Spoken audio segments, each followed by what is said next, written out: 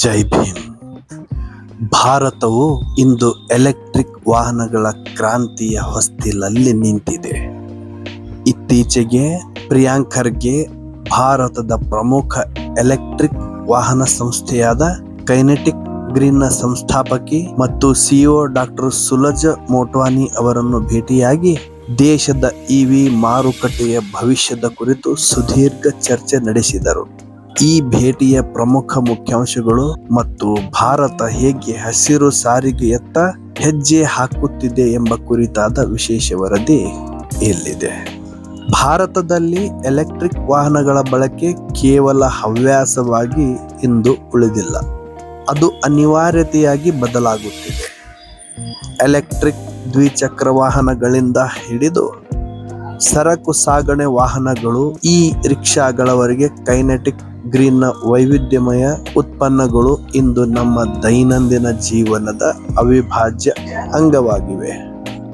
ನಮ್ಮ ಮನೆ ಬಾಗಿಲಿಗೆ ಬರುವ ಡೆಲಿವರಿಯಿಂದ ಹಿಡಿದು ಲಾಜಿಸ್ಟಿಕ್ ಕ್ಷೇತ್ರದವರೆಗೆ ಇವಿಗಳ ಬಳಕೆ ವ್ಯಾಪಕವಾಗಿ ಹೆಚ್ಚುತ್ತಿರುವ ಬಗ್ಗೆ ಪ್ರಿಯಾಂಕ್ ಖರ್ಗೆ ಮತ್ತು ಸಿಇಒ ಡಾಕ್ಟರ್ ಸುಲಜ್ ಮೋಟ್ವಾನಿ ಗಂಭೀರವಾಗಿ ಚರ್ಚಿಸಿದರು.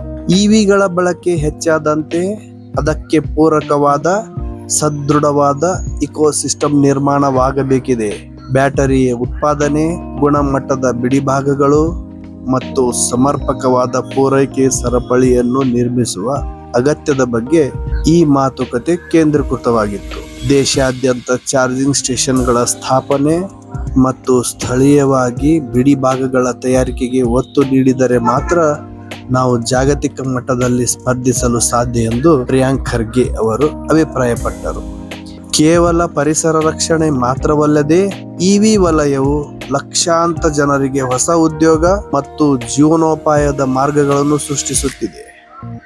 ಈ ಸುಸ್ಥಿರ ಸಾರಿಗೆ ವ್ಯವಸ್ಥೆಯನ್ನು ದೊಡ್ಡ ಪ್ರಮಾಣದಲ್ಲಿ ಜಾರಿಗೆ ತರಲು ಸರ್ಕಾರ ಮತ್ತು ಕೈಗಾರಿಕಾ ವಲಯ ಹೇಗೆ ಜೊತೆಯಾಗಿ ಕೆಲಸ ಮಾಡಬಹುದು ಎಂಬುದನ್ನು ಕುರಿತು ಸಮಾಲೋಚನೆ ನಡೆಸಲಾಯಿತು ಎಂದು ಅವರು ಅಭಿಪ್ರಾಯಪಟ್ಟರು. ಪಾಲಿಸಿಗಳ ಅನುಷ್ಠಾನ ಮತ್ತು ಹೂಡಿಕೆಗೆ ಪೂರಕವಾದ ವಾತಾವರಣ ನಿರ್ಮಿಸುವಲ್ಲಿ ಸರ್ಕಾರದ ಪಾತ್ರ ಅತ್ಯಂತ ನಿರ್ಣಾಯಕವಾಗಿದೆ ಎಂದರು. ಭಾರತವನ್ನು ಎಲೆಕ್ಟ್ರಿಕ್ ಮೊಬಿಲಿಟಿ ಹಬ್ ಮಾಡುವ ಹಾದಿಯಲ್ಲಿ ಡಾಕ್ಟರ್ ಸುಲಜ ಮೋಟ್ವಾನಿ ಅವರಂತಹ ನಾಯಕರ ದೂರದೃಷ್ಟಿಕೋನ ನಿಜಕ್ಕೂ ಶ್ಲಾಘನೀಯ. ನಮ್ಮ ರಸ್ತೆಗಳಲ್ಲಿ ಹಸಿರು ವಾಹನಗಳ ಸಂಚಾರ ಹೆಚ್ಚಾದಷ್ಟು ನಮ್ಮ ಪರಿಸರ ಮತ್ತು ಆರ್ಥಿಕತೆ ಎರಡೂ ಬಲಗೊಳ್ಳಲಿವೆ ಎಂದು ಅವರು ಅಭಿಪ್ರಾಯಪಟ್ಟರು. ಈ ಬದಲಾವಣೆಯ ಬಗ್ಗೆ ನಿಮ್ಮ ಅಭಿಪ್ರಾಯವೇನೆಂದು ತಿಳಿಸಬಹುದು. ನೀವು ಕೂಡ ಎಲೆಕ್ಟ್ರಿಕ್ ವಾಹನ ಖರೀದಿಸಲು ಆಸಕ್ತಿ ಹೊಂದಿದ್ದೀರಾ?